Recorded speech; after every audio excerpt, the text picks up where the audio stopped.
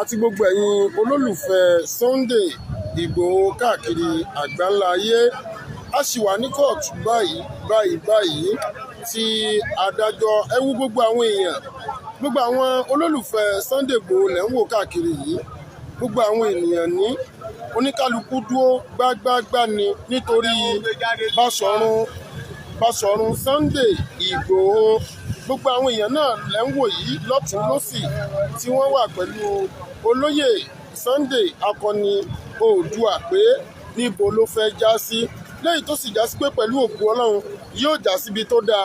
yóò dẹ̀ já síbi tí yóò ti ṣèṣore. Bákan náà lẹ́yìn tó ń lọ lọ́wọ́lọ́wọ́ ni pé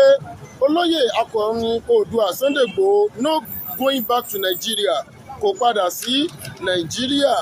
Bákan náà gbogbo àwọn olóríire èèyàn àwọn náà ni wọ́n wà pẹ̀lú olóyè akọni Oòduà Sunday Igboho pé níbo ni ọ̀rọ̀ náà fẹ́ já sí. Gbogbo wa la dúró kákákáká, bẹ́ẹ̀ ni àbí bẹ́ẹ̀ kọ́? Bẹ́ẹ̀ni. A dúró nítorí olóyè akọni Oòduà Sunday Igboho. A sì wà ní kóòtù lọ́wọ́lọ́wọ́. Ọlọ́run kó jẹ́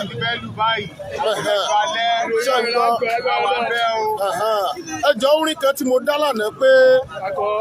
mo fẹ́ kẹ́ jẹ́ ká kọrin yẹn, àdúrà ni. Basọ̀run Àdìsá Sunday Igboho from Cotonou to Germany níwòyí ọ̀la ẹja wí. Basọ̀run Àdìsá Sunday Igboho from Cotonou to Germany níwòyí ọ̀la àmín. Àwọn èèyàn náà lẹ́ ń wò káàkiri yìí, àwọn èèyàn ni wọ́n wà káàkiri yìí. A'udhu billahi minash shaitani rajim. Bismillahir rahmanir rahim. Allahumma irhamni bil Qur'an waj'alhu li imama wa nura wa hudan wa rahmatan. Allahumma dhakkirni minhu ma nasitu wa 'allimni minhu ma jahiltu wa arzuqni tilawatahu ana al-layli wa atrafa an-nahar waj'alhu li hujjatan ya rabbal alamin.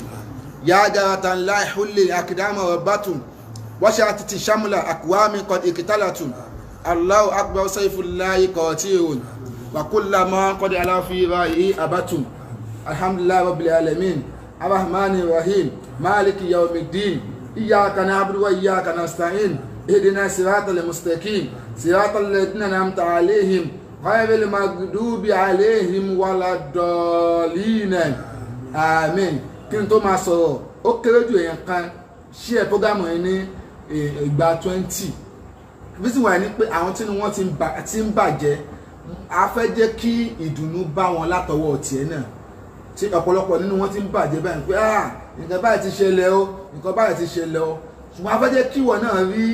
káwọn èèyàn rí ìdùnnú látara tiẹ̀ náà. Mo wà kò ní kí n sọ ọ̀dọ̀ ẹni tí mo wà pẹ̀lú báyìí. Gbogbo náà la sí bàbá wa Chief Imam Ìlọrin of Yorùbá land. Ẹ̀mí pé ọ̀rọ̀ olóyè Sunday Igboho kọjá kí ni wọ́n ń sọ. Bàbá wa pásítọ̀ náà wà ní ibi yìí as you can see. Bàbá wa náà wà ní ibi Islam ẹ̀sìn Yorùbá ẹ̀sìn tí ò kí n discriminate ni, ẹ̀sìn tí ò kí n ṣe ẹlẹ́yàmẹ̀yà ni. Ọlọ́run sọ nínú Al-Qur'ani ó ní òun lágbára láti ṣe gbogbo ayé ní ẹnu kan. Tó bá wọn lọ́run òun lè ní kí gbogbo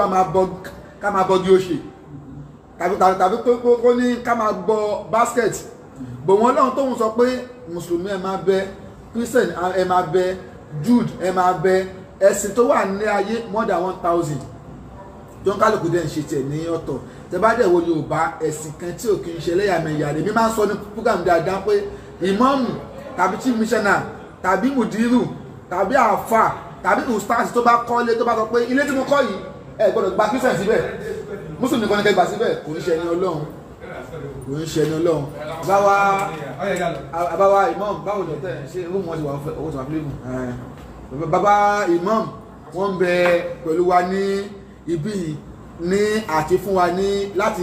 sọ ọ̀rọ̀ fún wa nípa ìròyìn ẹlẹ́jẹ̀ táwọn èèyàn ń gbé kiri kó tó ń là wá báyìí as you can see. Àwọn èèyàn ti sọ mí di aláṣọ kan. Ọlọ́run á wọlá lágbára Ọlọ́run èmi náà ní kò ní aláṣọ kan. Torí gbogbo alamọ̀ kan tó sọ mí di aláṣọ kan, à ń fọ̀ kan, à ń wọ̀ kan ni. Èmi náà ni máa kò ní aláṣọ kan ní agbára Ọlọ́run. ní agbára wọn tí ọlọ́run fún ní àṣẹ ayé. Báwa imam àwa àwọn fẹ́ gbọ́ ní ẹnu yín níbo ni ẹ bá ṣàwà ọmọ yín dé. Mo kí gbogbo ọmọ Yorùbá o ní lílí diaspora adúpẹ́ fọ́lọ́run ní àtàná nílùú Benin Republic ní Kútọ́nù. So ibẹ̀ la wà ní àtàná báyìí. So ó yà mí lẹ́nu fún gbogbo àwọn ọmọ Yorùbá pé bá a ṣe ní káwọn èrò mọ́ pò tó èrò yẹn ti tún wá fẹ́ pọ̀ jù, ìfẹ́ yẹn ti pọ̀ jù. Ẹ bá dáhùn ẹlòmíì padà pé ẹ má wà wọ́n ní àwọn ò wà níṣẹ́, èrò yẹn ti pọ̀ jù, èrò ti lé ní 5,000. Èrò tó wá pọ̀ jù yìí ó ti wá fẹ́ pọ́ káwọn ẹ̀mú là á fẹ́ sí báyìí tó àdúpẹ́ fọ́lọ́run o. So ibi tí ọ̀rọ̀ dé dúró lónìí ó jẹ́ nǹkan tí eyín mi fẹ̀ síta tí ara mi yá. Àwọn ọ̀tá ni wọ́n ní ìbànújẹ́ báyìí o torí inú wọn ní dùn mọ́ o. Àwọn tó jẹ́ àwọn ọmọ Yorùbá tán wà nílùú Kútọ́nù, Àjàṣẹ́, Benin Republic, gbogbo bẹ̀rún káàkiri àwọn náà yàdé wọ́n sì bẹ̀rẹ̀ sí dúró tì wá látàárọ̀. Àwọn ọba tó wá jẹ́ àwọn ọba aládé tán wà nílùú Benin Republic ń bí wọ́n lọ bí 47. So wọ́n sì kóra wọn wá láàárọ̀. So nìkan bí ọwọ́ aago 5 ìrọ̀lẹ́ yìí ní ìgbà tí àwọn náà gbọ́ bí tí ọ̀rọ̀ ń lọ ní inú tí wọ́n náà dùn pé alhamdulillah pé iṣẹ́ tí ń lọ dáadáa bá sì fẹ́. So a wá kí gbogbo àwọn èèyàn wa tán wà ní diaspora àtàwọn èèyàn wa tí wọ́n wà nílùú Togo, Ghana, Zambia, Sierra Leone àti Senegal, gbogbo àwọn Yorùbá tí wọ́n ya dé ní òní. Àwọn mímẹ̀ tí àti ẹ̀ mọ̀ but ìgbà tí ó di pé kálukú ń dé ní ara kálukú wọn ń yá tí wọ́n introduce pé láti báyìí làwọn ti wá láti báyìí wá. So a tún wá kí gbogbo àwọn obìnrin torí àwọn obìnrin náà dúró, àwọn obìnrin tán sì dó iná ìrìn tí wọ́n náà pọ̀. So ìrìn àwọn obìnrin náà wọ́n pọ̀ tí àwọn obìnrin náà dúró tì wá. So ní kúkúrú jù ní àìní fi ọ̀rọ̀ gùn, so judiciary wa ní Nàìjíríà bá a ṣe máa operate ó yàtọ̀ fún judiciary wa ní Benin Republic. Òfin kan wà nílùú Ghana,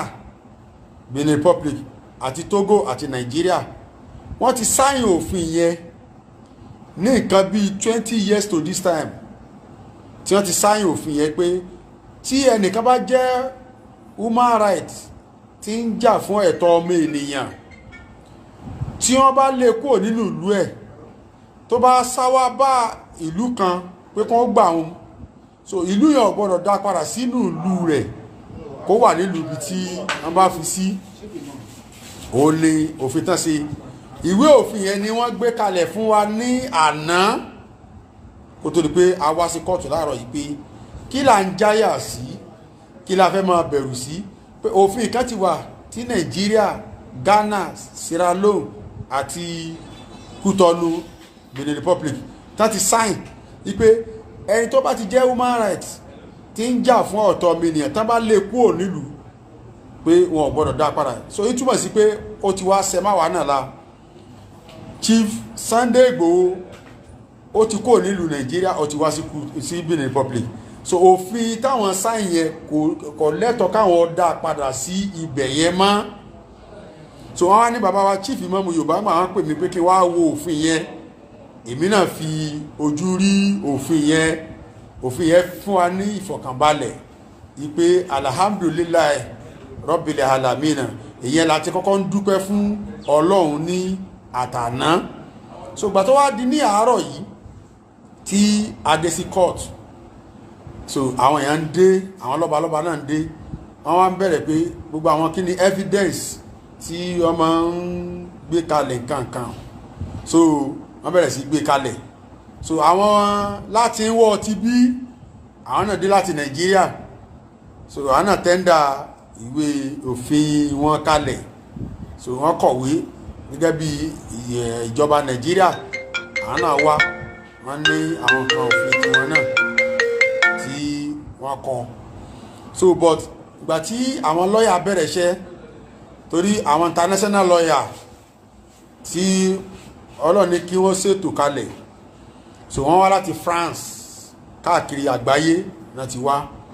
so lọ́ọ̀yà tiwa náà tó tún jẹ́ ọmọ Benin Republic so òun náà wá so iṣẹ́ ń lọ wẹ́rẹ́wẹ́rẹ́wẹ́rẹ́ so kóòtù tí wọ́n sọ pé ó yàtọ̀ sí kóòtù tí wà ní Nàìjíríà ni pé àwọn èé dá ẹjọ́ báwa ṣe máa ń dá ẹjọ́ pé tó bá tún di lọ́túnla o ẹ padà wá o tó bá ti jọ́ mẹ́ẹ̀ẹ́dógún ẹ padà wá o tó bá tún di níjọ́ mẹ́ẹ̀ẹ́dógún wá sì máa ṣe yọ́bọ̀yọ̀bọ̀ justice delay and justice deny bá a sì máa ń ṣe nílùú tiwa wọ́n láwọn yìí ṣe bẹ́ẹ̀ o wọ́n ní ká ní sùúrù fáwọn káwọn bẹ̀rẹ̀ sí gbọ́ ẹjọ́ so ìpele ẹ̀mẹ́ta ni adájọ́ tí wọ́n ní kéèsì ní òní so ìpele àkétọ́ fẹ́ ń lọ bẹ́sẹ̀ ń lọ wẹ́rẹ́wẹ́rẹ́wẹ́rẹ́ ọlọ́ni àti wín ní number 1 so wípé ẹni yóò lẹ́jọ́ jẹ́ òlẹ́sùn gbogbo òwe tí àwọn tọ̀hún kọ nílùú Nàìjíríà ọwọ́ òsì wọ́n fọwọ́ òsì sọ́nù ni èyí pé ara ka wọn kọ́dà àmàgbà tí wọ́n bínú kò ní court tí inú bí wọn pé ṣé ẹni tí wín ní náà nù ṣé ẹni ṣé kíníkà ní so ara ìbínú wọn bá lọ so èrò tí wá pọ̀ fún gbogbo ọmọ Yorùbá a tún dúpẹ́ fún gbogbo ẹ̀yin tẹ́ wà ní diaspora ilé máa dákọ̀ yín lẹ́yọ kọ̀ọ̀kan tí bá ń dákọ̀ yín ó bẹ̀rẹ̀ lérí ọmọ mi Princess Tẹ́ni ọmọ ológo ó bẹ̀rẹ̀ lérí ẹ̀ Yèyé Dára ó bẹ̀rẹ̀ lérí ẹ̀ ọmọ borí owó ó bẹ̀rẹ̀ lérí Gbẹ̀dú ó bẹ̀rẹ̀ lérí ẹ̀ Kóìkí ọmọ mi Kóìkí ó bẹ̀rẹ̀ lérí ọmọ Lúkà ọmọ Lúkà ti wà ń bí ọmọ Lúkà òun náà wà ń bí tínú rẹ̀ ń dùn tí gbogbo wọn náà tí wọ́n yọ gbogbo wọn Òrìṣàtọ́lá ọmọ mi inú rẹ̀ náà dùn Òrìṣàtọ́lá ní London ó fi dé lu Alimaruf tó wà ní Amẹ́ríkà ààrẹ Alimaruf ọmọ ọba Aláàfin Ọ̀yọ́ Alimaruf fúnra rẹ̀ èèyàn dáadáa nu so ó tún wá fi dé gbogbo àwọn èèyàn wa Prophet Ayọ̀délé Ológunlolúwa ó fi dé gbogbo àwọn èèyàn wa lọ́wọ́ Brazil ọmọọba Tòkunbọ̀ ní Brazil ó fi dé gbogbo àwọn ìyẹn ńláńláńlá bẹ́ẹ̀ tán wá tí wọ́n ń ṣe àdúrà pé yóò ṣe ṣe a sì mọ̀ pé lágbára Ọlọ́run ìdùnnú náà ni a gbọ́ ní òní so ìgbà tí wọ́n fi wá parí ti àkọ́kọ́ tán ètè ń lọ bí aago 3 ọ̀sán so a wá pe àwọn lọ́ọ̀yà pé tó bóò ní o níbo ni ọ̀rọ̀ tún dé o so wọ́n wá ní ká ṣàfi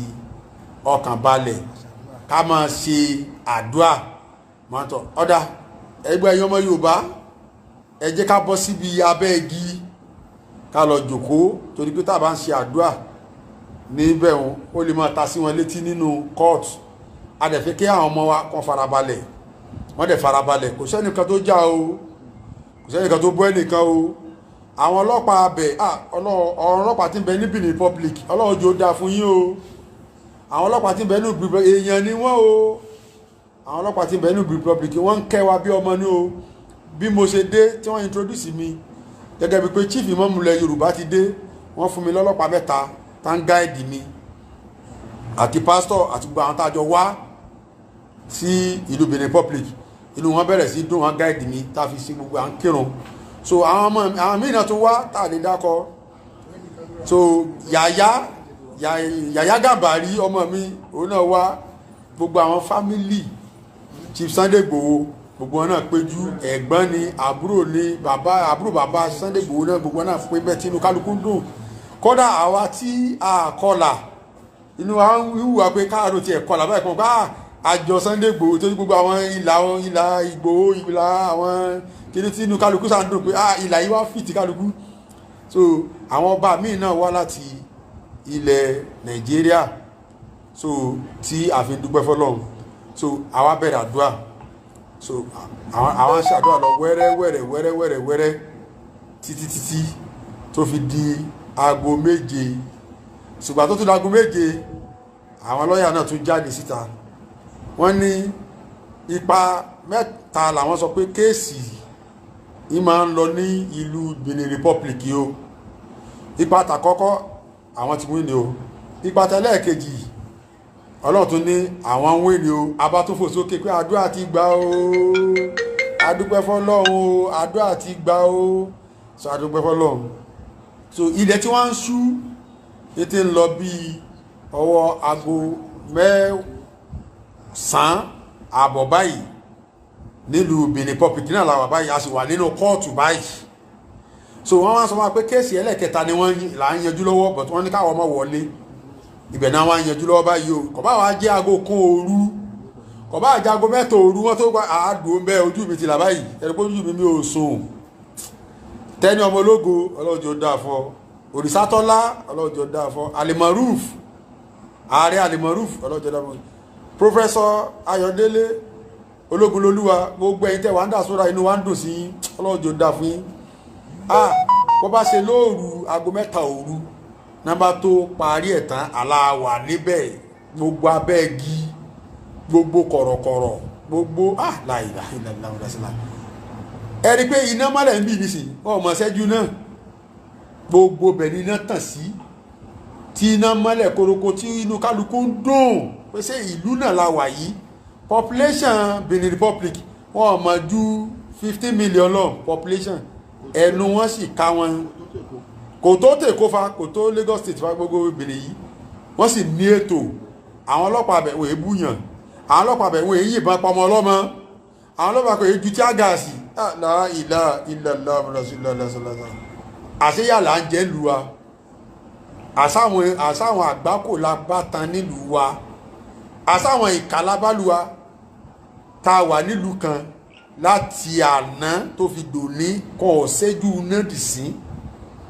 tinú kálukú wa ń dùn à ń ṣàdúrà pẹ̀lú ìfọ̀kànbalẹ̀ kò sí pé ẹ yìnbọn mọ́ wọn kò sí pé ẹ tì wọ́n mọ́lé kò sí pé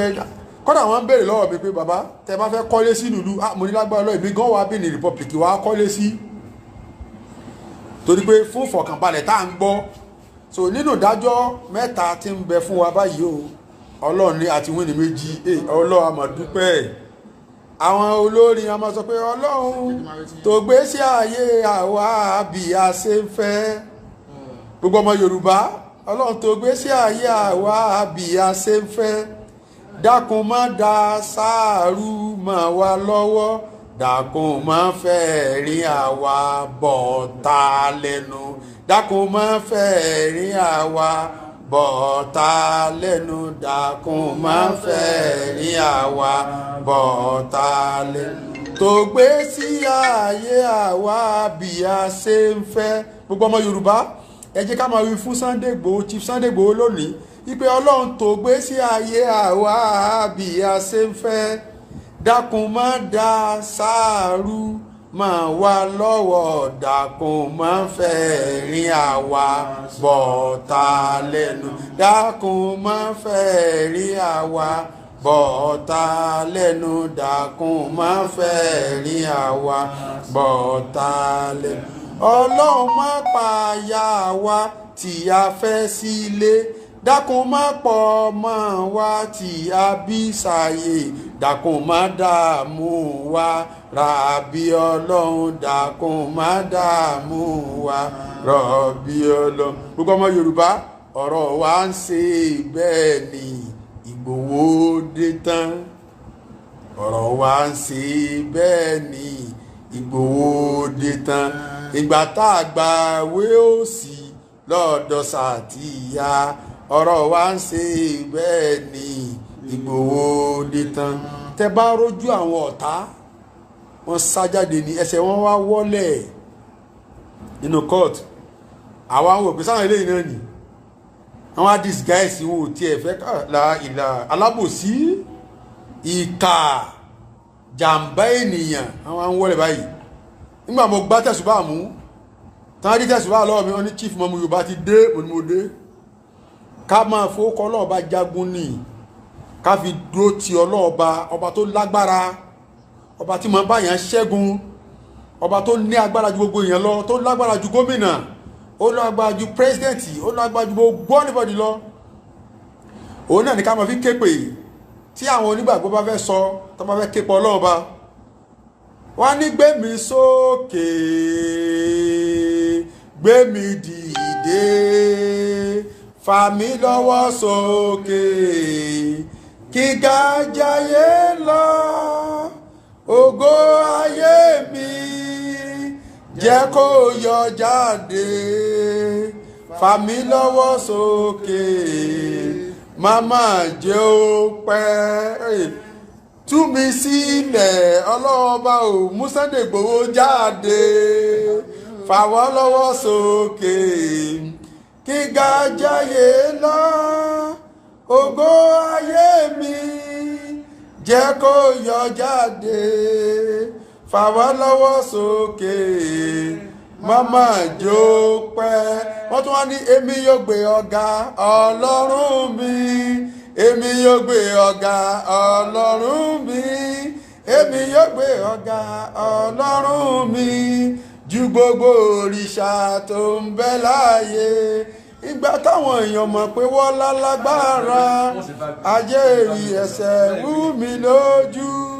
Ìgbà táwọn èèyàn mọ̀ pé wọ́n lálágbára, ayé fi ẹsẹ̀ rú mi lójú. Ìgbà táwọn èèyàn mọ̀ pé wọ́n lálágbára, Ọlọ́run gbé Sunday Igboho lékè ọ̀tá, gbé wa lékè gbogbo ọ̀tá Nàìjíríà, gbé wa lékè ọba alágbára. Tẹ̀rí tẹ̀yìn bá wà ń bẹ̀ lónìí, inú rẹ̀ ó máa dùn, ara rẹ̀ ó máa yá. Tẹ́ bá rí bọ́n ṣe ń ṣe lónìí, fáwọn èrò ti pọ̀ jù, tí àwọn èèyàn wá ń dunnú, tí àwọn èèyàn wá ń yọ̀, tí èrò wá kún gbogbo abẹ́ igi. Ìta ń sọ yìí o láti bí inú kóòtù tó fi dé ìta, tó fi dé bí òpó nábì mẹ́jọ síta làwọn èrò kún. Wọ́n ti wọ́ bí 10,000 báyìí nísìn. Táwọn èèyàn wá kún débi pé èrò wá pọ̀. Mo wá fẹ́ kọjá, ebi ò tiẹ̀ pa mí. Inú mi sáà ń dùn ní kálukú wọn sí chief imam, chief imam, chief imam. Àmà wá Kútọ̀nù, àwa Benin Republic fa àmàmà dúpẹ́. So gbogbo ẹni tó wá lágbára Ọlọ́run wọn padà sílùú Èkó, sílùú Yorùbá, wọn padà pẹ̀lú ẹ̀ lálàáfíà. Gbogbo àwọn tó sì wá láti Ghana, Zambia, Sierra Leone, wọn padà sílùú wọn. So a sì máa gbádùn. So ẹ jẹ́ kí pásítọ̀ wa káwọn náà tún ṣàlàyé àdúrà fún wa, torí pé àti dúpẹ́ fọlọ́bì tá à ń lọ yìí o, àti dúpẹ́ o, ká máa rẹ́rìn lókù. Ọmọ Yorùbá ẹ fọkàn balẹ̀, àní àti képọ̀ lọ́hùn, ọba ti dá wa lóhùn, kò ní fi wá lẹ̀. Àwọn alábòsí ni wọ́n fìyà jẹran wa. Àlọ́ ló lù ilẹ̀ Yorùbá náà la jòkó sí, ilẹ̀ Yorùbá tá a jòkó sí, àlọ́ Àbújá, àlọ́ Kaduna. Wọn gbọ́ pọ́mọ Yorùbá kan lọ sí Mẹ̀dúgùrí, bó la ṣe wá lè jòkó lé ẹni tátùn wa máa fọrùn yín. Ọmọ ìyá wa kan ó wá dìde bílíọ̀níà tó lówó, kò wo owó tó ń ní, kò wo ọlá tọ́lọ̀ ń ṣe fún un. Sunday Igboho wá dìde pé ìyà onímọ̀ jẹ ìran òun, ẹ wo bọ́lọ̀ ṣe kẹ àwa lọ́lọ́run ní kún. Ọba kan wá ń sọ fún wa nílùú Benin lónìí pé bẹ́ẹ̀ ṣe ń lé Sunday Igboho o, àwọn tí ń retí rẹ̀ nílùú Benin Republic o, àwọn fẹ́ kọ́ máa wá gbélú àwọn ní Yorùbá nation náà ni ó padà sí i. Yóò nílé ní Benin Republic, yóò tún nílé ní ilẹ̀ Yorùbá nation ní agbára Ọlọ́run. Wọ́n lé ànábì kó náà ní Maka, ànábì ó nílé ní Medina, ó tún nílé ní Maka. So bọ́lá ó ti sọ̀rọ̀ ti Chief Sunday Igboho náà nu, yóò nílé ní Yorùbá nation, yóò tún nílé ní Benin Republic, torí pé àwọn ará Benin Republic gbogbo wọ́n tẹ́wọ́ gbà, inú wọn sì dùn. Gbogbo àwọn ọba tí wọ́n ń bẹ́ẹ̀ tí wọ́n dúró tì wá lónìí, wọ́n jẹ́ 17 àwọn ọba aládé tán bẹ ní ìlú Benin. Wọ́n sì jáde síta tí wọ́n sọ̀rọ̀ fún president ìlú Benin Republic ní Talon, ipe president Republic o, Sunday Igboho ọmọ Yorùbá ni o, ọmọ Odùduwà ni o, so kò ṣe criminal o, èyí sọ̀dọ̀ àwọn ọba Benin Republic mò ń sọ yìí o. Àwọn ọba tó wà nílùú Benin Republic, àwọn náà dìde ní òní tí wọ́n tún sọ fún gbogbo àgbáyé pé àlọ́ ọmọ àwọn ní Sunday Igboho wọ́n sì sọ òféèsì wọn ní òkè pé wọ́n kọ sínú pépà o wọ́n jáde síta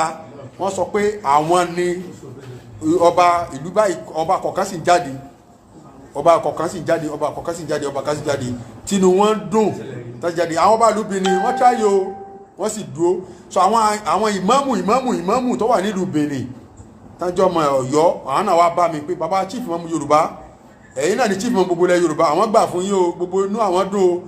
monitor àwọn náà bẹ̀rẹ̀ sí ṣe àdúrà tí ara wọn ń yá ṣe mọ̀ pé kínú ti kíra tó wá fẹ́ kọ́ lọ́wọ́ bá ṣe bí àṣà olórin kan a ní kílẹ̀ tó fẹ́ kọ́ lọ́wọ́ bá ṣe o kílẹ̀ tó fẹ́ kọ́ lọ́wọ́ bá ṣe alọ́lọ́wọ́ bá ti dò wá nílùú ànímọ̀bànújẹ́ agbára Ọlọ́run so ẹ fi ọkàn balẹ̀ ẹ tó bá wá fẹ́ sùn torí ẹlẹ́ẹ̀kẹta náà yanjú lọ́wọ́ ẹ lọ rest torí pé ó lè tó aago kan mẹ́ta kọ́ máa tó yanjú ẹ̀ tán ṣe pé kóòtù bẹ̀ kì í sí kóòtù Nàìjíríà tán máa dọwọ́ rú so ẹ máa lọ rest but ibi tá a bá tẹ́lẹ̀ àti wíìnì tà kọ́kọ́ àti oúnjẹ ẹlẹ́ẹ̀kẹta náà yanjú lọ́wọ́ ṣùgbọ́n tá a bá wá fún yín ní làbárì báwọn bí tí ètò dé kọ́ máa dàbí ẹnì kan wá kápẹ́ látàárọ̀ àti ẹ̀gbúrò wọn tọ́lá lómi lè máa parọ́ wọn ni wọ́n jiyàn gbé lójọ́ wọn ni kò jẹ́ nìkan gbé o ọlọ́pàá kankan ò sì mú ẹnìkankan nílùú Benin Republic o ìdí tá a fi jáde ló gbàtọ́ máa kọ́ rìpọ́tì pé ọlọ́pàá ń kóyàn ọlọ́pàá kóyàn Benin Republic èsè ìlú tiwa o ọlọ́pàá èkóyàn o èsì yìnbọn mọ́yàn o èyí tí a gàásì ṣẹ̀pọ̀ ẹ̀rí mi báyìí sí wọ́n èyí tí a gàásì wọn ò sì yìnbọn wọ́n tún sì kí ọnu tó ló sì ń tó kọ́dà gbogbo àwọn ọlọ́pàá tí ń sọ president ìlú Benin Republic wọ́n jáde tí mo jáde sí wọn wọ́n bọ̀ mí lọ èmi náà bọ̀ wọn lọ́wọ́ mo sì sàlámà àlékún èdè France pọ̀kùlẹ̀ sí bọ̀nkú ẹ̀ abakirawa tó tẹ́ sèso adúpẹ́ fọlọ́run so gbogbo ọmọ mùsùlùmí ẹ sọ pé Allahu akibaru Allahu akibaru Allahu akibaru Allahu akibaru gbogbo onígbàgbọ́ ẹ sọ pé hallelujah hallelujah hallelujah hallelujah so láti bá lágbára Ọlọ́run so ìwà bẹ́ẹ̀ mi ló ṣe mú mi mo fẹ́ mú mi látàárọ̀ kí n wá nǹkan jẹ kí n rest díẹ̀ but ká kọ́kọ́ fún yín bí tí ọ̀rọ̀ dé dúró báyìí torí pé mi ò tiẹ̀ tí jẹun but èrò tó tiẹ̀ ti pọ̀ nílùú Benin kò tẹ̀ jẹ́ rántí pé jẹun èrò tó ti pọ̀ kò tẹ̀ jẹ́ pé rántí mú mi gbogbo ẹ̀yin pátá àkìyìn o ẹ ṣeun gan o gbogbo ọmọ Yorùbá ti bẹ́ẹ̀ diaspora Ọlọ́run ní jẹ́ máa padà síbú láíláí gbogbo ọmọ Yorùbá ti bẹ́ẹ̀ diaspora Ọlọ́run ní jẹ́ máa padà síbú láíláí gbogbo ọmọ Yorùbá ti bẹ nílùú Kwara Kogi kamayan torí mi ò mọ̀ ń pa Nàìjíríà láti ilẹ̀ Yorùbá wa láti Kwara Kogi Ẹdó àwọn wá sókè báyìí tẹ́ ẹ kún wa lọ ẹbí ọmọ tí ń ṣẹlẹ̀ nílẹ̀ Haúsá but láti ọ̀dọ̀ ti wa ní Kwara State Kogi Ẹdó Ọ̀yọ́ Ọ̀ṣun Ògùn tẹ́ ẹ dúró ti Èkó tẹ́ ẹ dúró ti wa Ọlọ́run dúró ti yín gbogbo ẹ̀yin ambassador Ọlọ́run dúró ti yín ẹ ṣe púpọ̀ àmọ́ lóore o wàláhì àmọ́ lóore ara ò ní wá o nílùú Benin Republic o ẹ ṣe wá bí ọmọ ìyá ni o gbogbo ọmọ yẹn wọ́n dúró ti wa gan Ọlọ́run já máa padà síbò inú wa dùn púpọ̀ o ẹ̀yin Olúwa lógo ògo ẹ̀yin Olúwa lógo ògo ẹ̀yin Olúwa lógo ògo ọ̀tá wa ni ó mọ̀ rí bànújẹ́ ọ̀tá wa ni àgbákọ̀ ọmọ bá subhana rabbika rabbil sati amayasi fún wasalamu alayhi salina alhamdulilayi rabbil alamin mo fẹ́ wá nǹkan jẹ látàárọ̀ ẹ jẹun ẹ jẹ́ kí bàbá wa jẹun ẹ jẹ́ kí bàbá wa pásítọ̀ ẹ jẹ́ kí bàbá pásítọ̀ kí wọ́n ṣe àdúrà fún wa kò ṣẹlẹ̀ rí Mohami Banki 4.3 kò ṣẹlẹ̀ rí abami Abdulhakeem mo jẹ́ṣẹ́ mílíọ̀nù o PRO mílíọ̀nù òun ní Kashmir Media bẹ́ẹ̀ ni kò ń ṣe PRO ń pé tẹ bá fẹ́ tẹ bá kọ̀ o àwọn oyè kan wà tó yẹ pé nílẹ̀ Yorùbá wọ́n á sọ pé ẹ fẹ́ ẹkọ̀ ọba yín náà rí kò ń ṣe ẹ fẹ́ ẹkọ̀ o mo ń jẹ́ṣẹ́ mílíọ̀nù ní ibi yìí so bàbá pásítọ̀ wọ́n á bá wa ṣe àdúrà àwọn bá wa ṣe àdúrà sí i ní láàrin 5 minutes bọ́dà wa yìí àwọn tún jẹ́ French wọ́n bá wa fi èdè sọ lẹ́yìn bàbá pásítọ̀ wọ́n bá wa fi èdè sọ ẹ mọ̀ pé nígbà tí màá ti bàbá àjọ jókòó lẹ́ni tí bá parọ́ èèyàn kan dẹ̀ sọ fún wa lójú wa láì tí kú bẹ́ẹ̀ pé òun gba kọ́ọ̀lù kan látọ̀ sun pé wọ́n sọ pé wọ́n ti kó èèyàn 49 níbí wọ́n dẹ̀ bá bọ̀ 8 lọ́wọ́ wọn kí ló dé ẹ má jẹ́ kán pa yín ìyàwó ẹ má jẹ́ kán irọ́ náà ń pa o kò sí nǹkan tó jọ mọ́ bẹ́ẹ̀ even though àwọn tá a mú tó ń jẹ́ àwọn tó ta jẹ́ press tá a mú tó bá àfẹ́ káwọn ṣe fídíò ń bẹ̀ a ṣe kankan fún wọn bàbá wa náà bá wọn sọ̀rọ̀ a dẹ̀ release wọn àna èèyàn kan ẹ jẹ́ kí bàbá a fi àkókò yìí dúpẹ́ o fún àṣeyọrí láyé tí Ọlọ́run ti ṣe lórí ọ̀rọ̀ Chief Sunday Igboho. A dúpẹ́ lọ́wọ́ Ọlọ́run, a sì gbàgbọ́ pé ìyókù tó kù kékeré ọ̀run yóò ṣe àṣepé ẹ̀. Mo ń rọ gbogbo ẹ̀yàn ọmọ Yorùbá bí Olúwa ti ń bẹ láàyè, àníyàn wa ní rere lórí Oòduà nation kò ní dìbànújẹ́. Lẹ́yìn eléyìí ayọ̀ la ó máa yọ̀. Gbogbo rálì ìpolongo gbogbo àti àṣepé rẹ̀ ọ̀run yóò ṣàṣepé ẹ̀. Ẹnikẹ́ni nínú àwọn ọmọ Yorùbá kì yóò kú. Àìsàn ò ní ṣe wá, a ò sì ní pẹ̀dí mọ́, a ó máa pọ̀ sí ni. Ayọ̀ wa yóò sì kún lórí ọ̀rọ̀ Oòduà nation, bẹ́ẹ̀ ni ó sì rí ní orúkọ ti Baba àti ní ti Ọmọ àti Ẹ̀mí Mọ́. Àṣẹ́gun, àṣẹ ọ̀rúngún, àṣẹ ọ̀rúngún. Ó ti rí bẹ́ẹ̀ o, olórí bẹ́ẹ̀, àlórí bẹ́ẹ̀. Ẹ̀jẹ̀ Jésù sì ṣèdìdí ẹ̀, ẹ̀jẹ̀ Jésù ṣèdìdí ẹ̀, ẹ̀jẹ̀ Jésù ṣèdìdí ẹ̀. Jésù Kristi Olúwa wa, àmín àmín lórúkọ Jésù. So ohun ta need ní ọ̀dọ̀ wa àdúrà la need báyìí for the update. Àdúrà ni a need. A kàn fẹ́ káwọn èèyàn mọ̀ pé gbogbo ìròyìn ẹlẹ́jẹ̀ tí wọ́n ń gbé fún wa kò rí bẹ́ẹ̀. Ṣọ́ọ̀mù gbogbo ìròyìn ẹlẹ́jẹ̀ tí wọ́n ń gbé fún wa pé wọ́n ti ṣe kinní kan bí kò sí kan, kò sẹ́ni tó dira wọn ní ọwọ́. Wọn ò lu èèyàn kan níbí adẹ̀síwá ní court as we are talking. Ọlá ń pé wọ́n ní ká sún sẹ́yìn àti pọ̀ jù. So wọ́n ní ká sún sẹ́yìn àti pọ̀ jù ló jẹ́ ká sún sẹ́yìn. So wọn ò léèyàn kan, wọn yìnbọn fún tíágan, ní tíágas, wọn ò ṣe kíní gẹ́gẹ́ bá ti mọ̀ pé báwa ṣe ń protect ẹni tá à ń sọ yìí bẹ́ẹ̀ náà làwọn ará Benin náà ń protect wọn. Ṣé ọmọ yìí báwa ṣe ń protect wọn so a ṣe wà ní court, wọn ò tí ì dá wọn sílẹ̀, wọn ò tí ì release wọn, ṣùgbọ́n orí àdúrà ni a wà. So wọn ò tí ì dá wọn sílẹ̀, ṣùgbọ́n eléyìí tó dájú ni pé tiwa lọ́wọ́ máa ṣe lágbọ́rọ̀ Ọlọ́run, tiwa lọ́lọ́run máa ṣe. Gbogbo àwọn tí wọ́n ń pè tí wọ́n ń bring fake rumour pé wọ́n ti pààyàn, wọ́n ti update kan ní àárọ̀ ìyá Ọbásan Kóìkì náà ṣe. Ẹ máa ń pè àdẹ̀ ṣojú anybody for security reason. Èèyàn kan ò ṣojú èèyàn kan. So afẹ́ kẹ́yìn yẹn wá mọ̀, kẹ́yìn bá wá mọ̀ because èèyàn kan pín pé by this time ṣẹ́ẹ̀ṣì wà ń kóòtù ṣá, a ṣì wà ń kóòtù, wà láìtàlá a ṣì wà ní kóòtù, wà láìtàlá a ṣì wà ní kóòtù. So